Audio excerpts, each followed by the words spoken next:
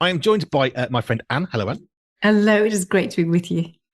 We're in a new year. 2026 is upon us. Christmas, that's gone. And of course, now we can look forward to Christmas. But how is it that Christmas always catches up and we think, it's Christmas again? Like it's the same day every year. And every day there seems to be somebody somewhere. It's like, God, hasn't Christmas come round quick? No, Mm. not really. No, still 365 days since last year. Now, I wanted to jump straight into a topic today Mhm. because I had this idea. Holidays, that's all gone. We're back into the scheme of working and all that kind of stuff. But I wanted to jump straight into sensory healthy school holidays Oh. because I Mhm. remember when my boys were a lot younger, we had three children in school. Okay, they were home educated later, but I remember the 6 weeks in particular, and we've spoken on this briefly, is you start the 6 weeks holiday and you want your child back. But they're in school system of, I've got to do this, I've got to do that, and I can't do this. And we're at home saying, do what you like. It's the holidays. There are Mm. no rules, kind of. And it takes about 5 weeks to get your children back to being able to be happy and relaxed to do what they want to do before they're then going back off to school. So it Yes. was that bit that inspired me. Right. So sensory, healthy school holidays, or perhaps just breaks from school, Mm. weekends. How do we do better at maximizing those times, whether we choose to home educate, whether we choose to use the public school system?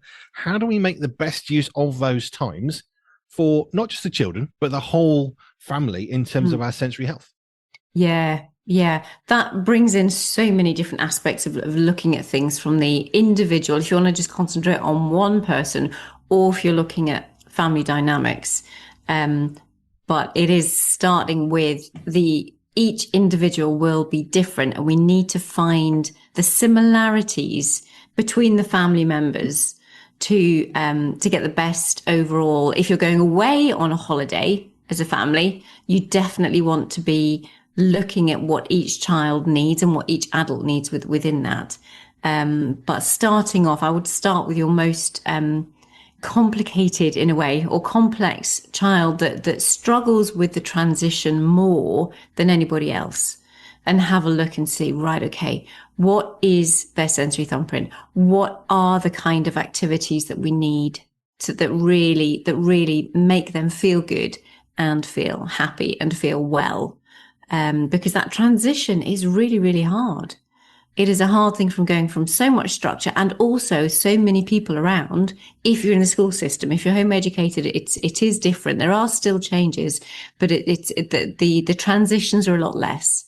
But coming out from school where it is full on, full sensory overload for many, many people, or just a lot going on that your brain has to process, to then coming down to nothing. It's a more gradual transition, or a few days grace is definitely needed and appropriate, and take the pressure off yourself as parents, as well as taking the pressure off who the children are and how they are for those first few days after that transition. Because it is hard.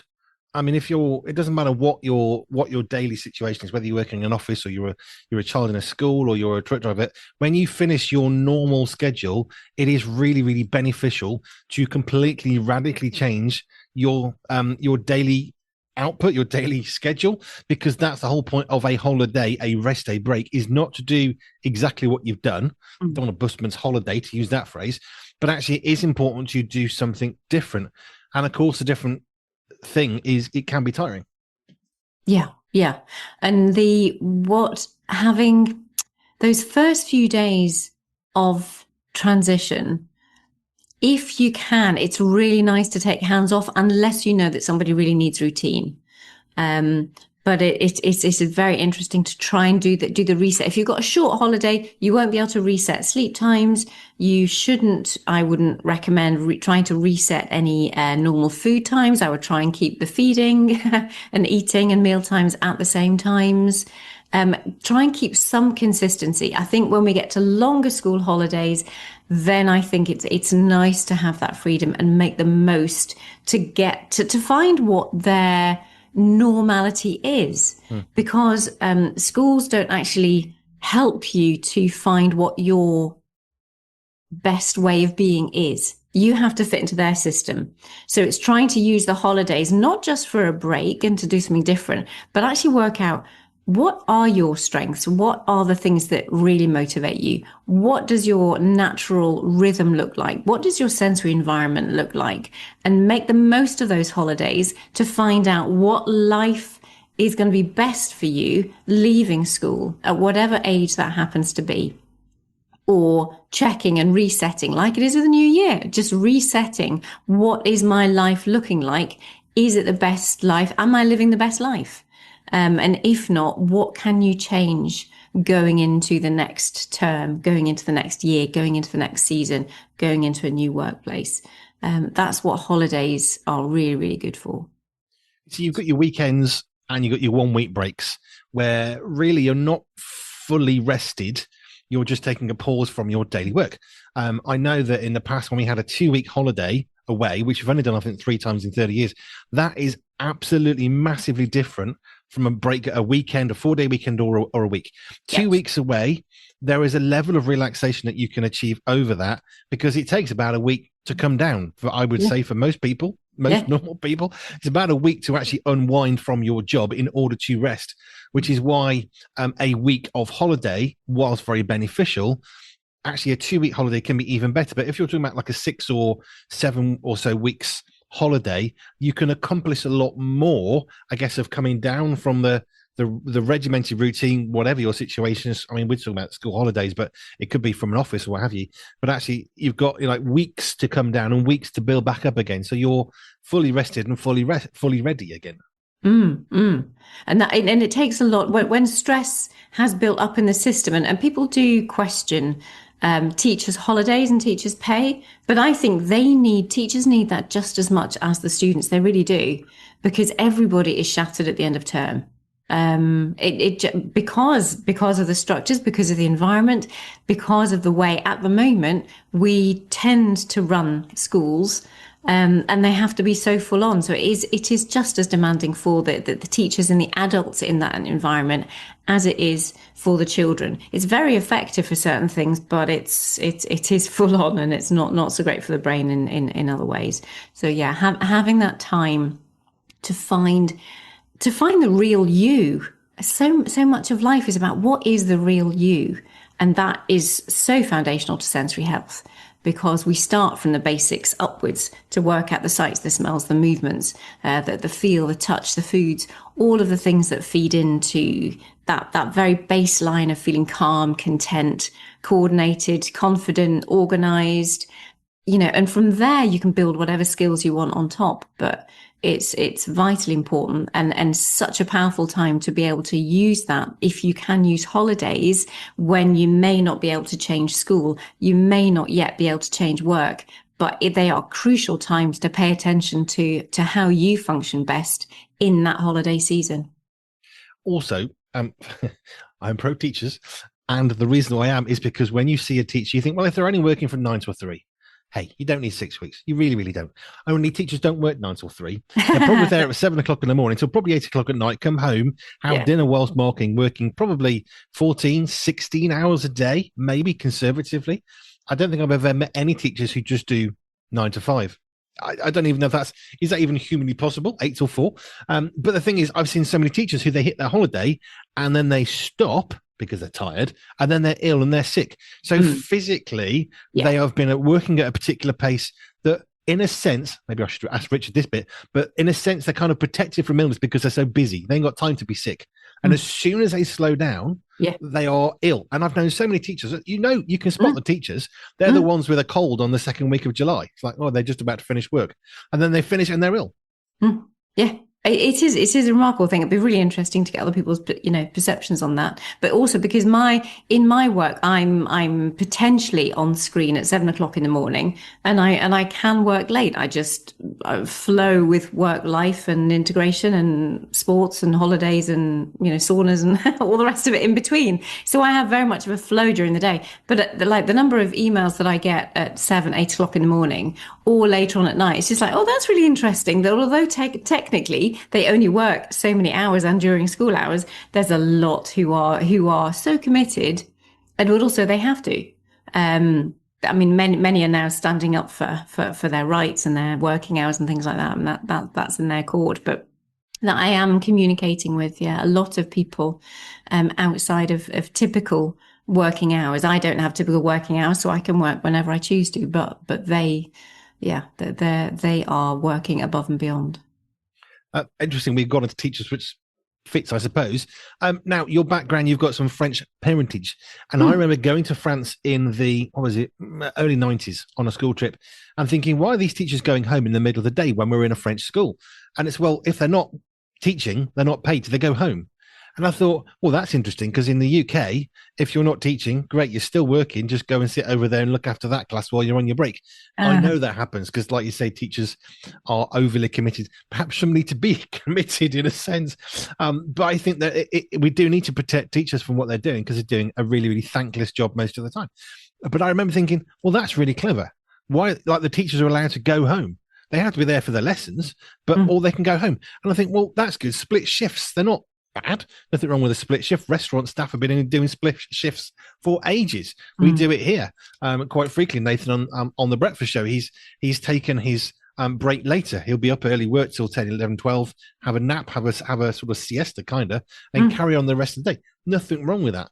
But the problem is when we do that and we don't have the breaks in the middle and we're working from 6 till 10 mm. p.m., that's less good.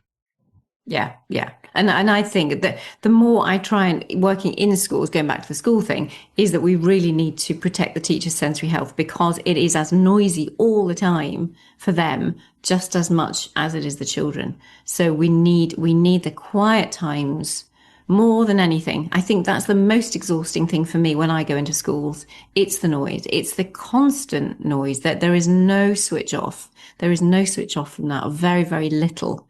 And that's really not how we were designed, and that's why it's so exhausting. And you can understand when people come home, even when they live in cities. I mean, cities are again that constant bustle, which is a different auditory experience than living out in nature.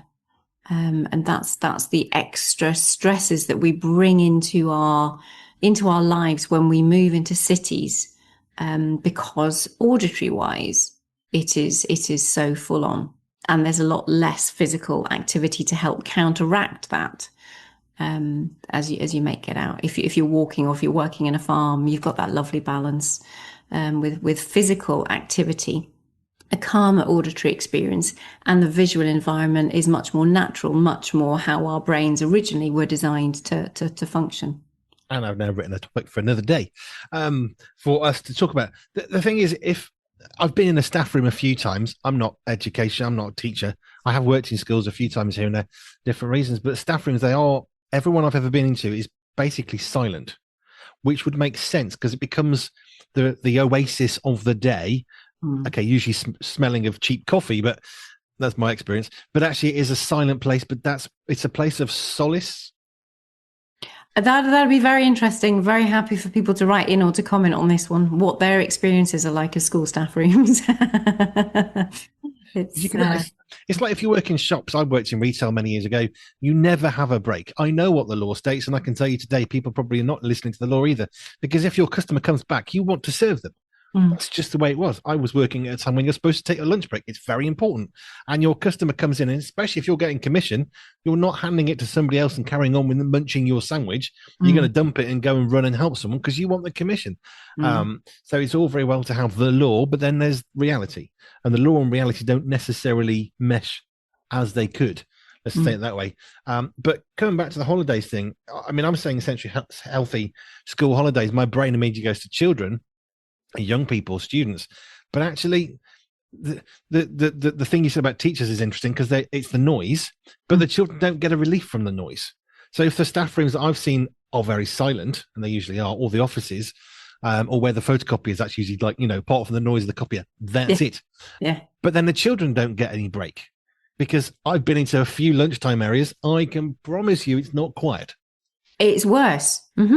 So you have the classroom environment, and there's always stuff happening. It's very rare. I mean, depending, maybe secondary school, yeah, it's quieter if teachers talking, but there's always stuff going on. Primary schools are a lot more busy, auditory wise, and when the breaks come, goodness me, it ramps up hugely because people are generally running around or moving around. And when you move, you stimulate the vestibular system, which stimulates which stimulates vocalizations.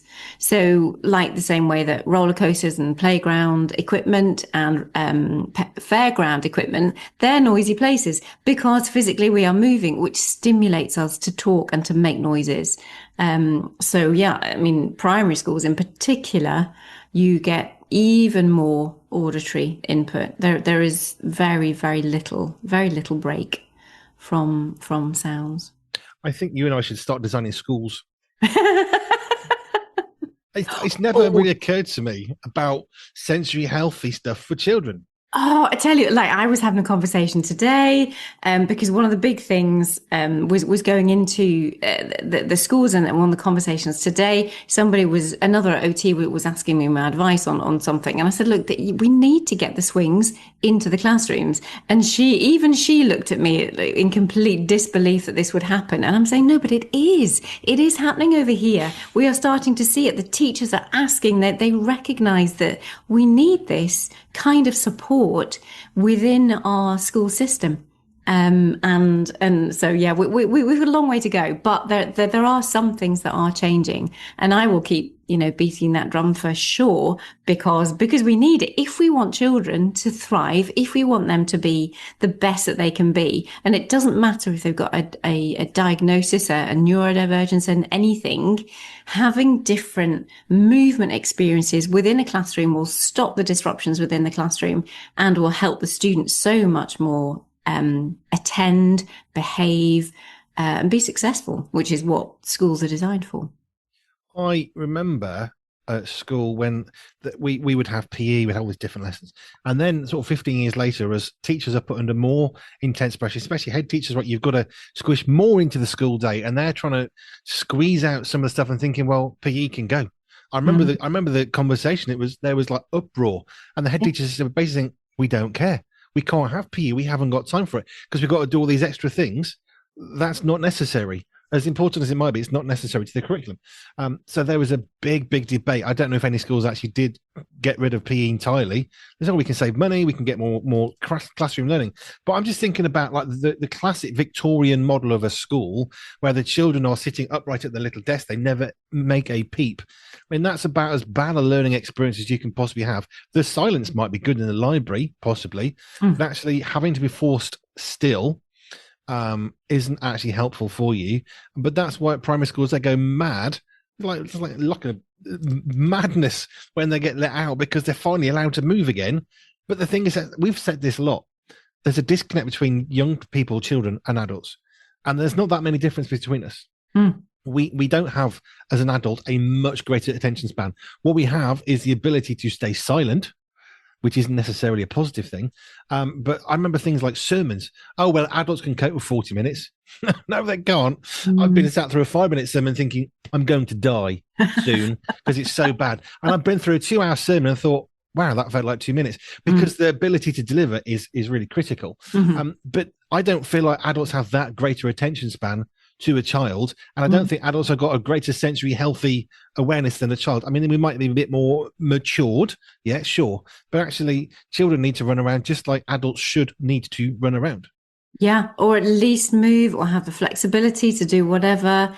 And we've really not been able to relax into adulthood because most of us have been trained. I mean, it's so much is training. It's training of a child, and therefore you think this is the way to be. And it's only for those for whom the training doesn't work, or that they've had that their systems really have not been able to cope with the way that we think society should go. That it's it's bringing to light how we need to do things differently. And if you give those who are obviously struggling what they need, if you allow give the permission to those who may look as though they don't need it, give them the opportunity to try it, and all of a sudden people can relax into who they really are and are then able to lie down or to rock or to move around or to have things in their ears. And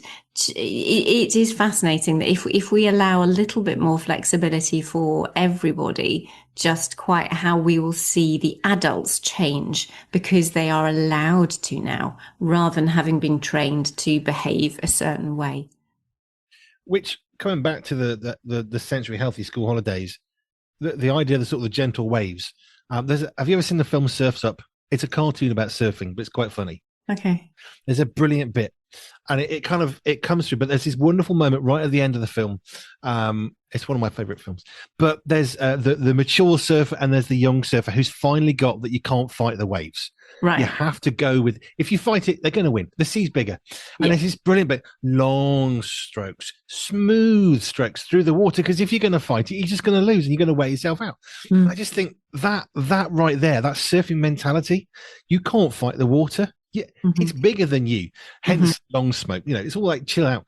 And the reason for the chilled outness is actually really important. When you're actually moving with the waves, Yes. you can do stuff. If you're fighting the waves, you lose. If you fight your sensory health, if you fight, I'm going to rest.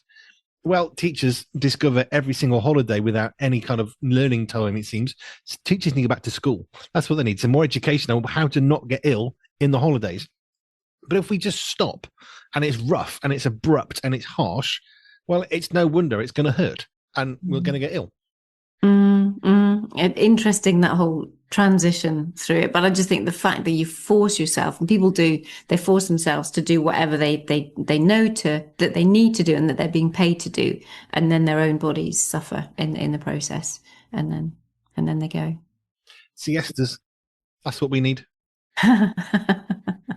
I remember seeing a game when I was in France because it was quite hot. We're in the south of France, and I remember watching these younger children being put down to sleep in a classroom. And I'm thinking, what is this? Why are they going to sleep? Sure, they should be working hard. And someone said, but it's really hot and they're very little, so they need to sleep because they can't. There's no point. They're falling asleep, so let's put them to sleep properly. Yes. And actually, that's okay. And what if we can get like, you see, we could bring in nap time for offices. It's good.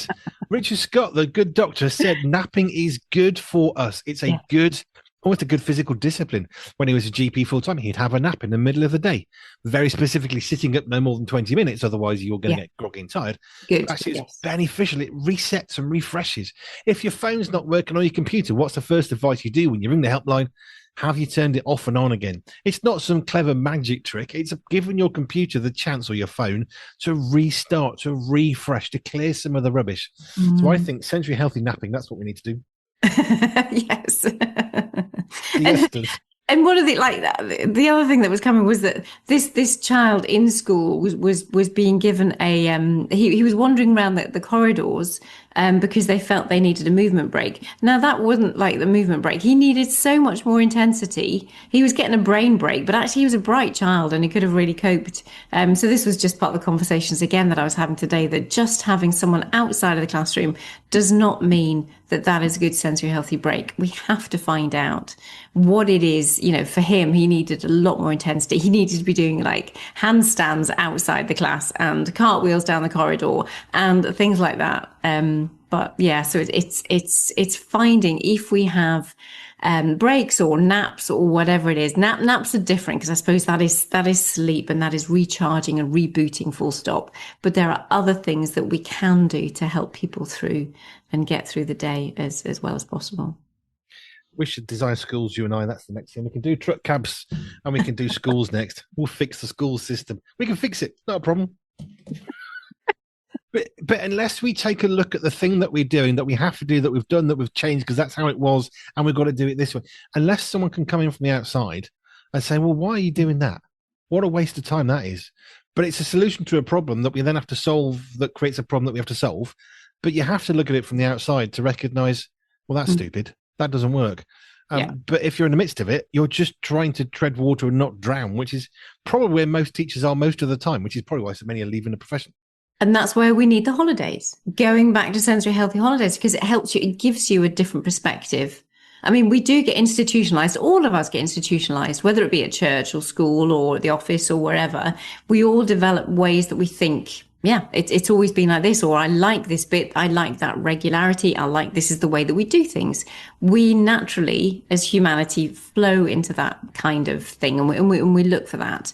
But that's where holidays can give that sense of like stepping back, if they're allowed. The problem is with schools, you have to follow the structure is set, but it will still give you a chance to think about what are the little tweaks that you can do going into the next term? What are the little things that could make a big difference for you as the teacher, or for them as the student and as the child?